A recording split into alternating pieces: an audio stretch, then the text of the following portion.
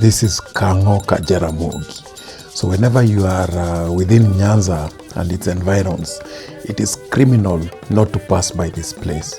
It's actually a museum that has rich stories about the founding fathers of this nation, Jaramogi and other leaders.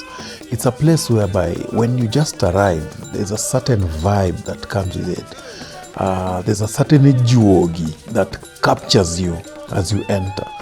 I did not even manage to film the whole place, but I got to just walk around a few places, and what captured me most is what I'm going to share with you.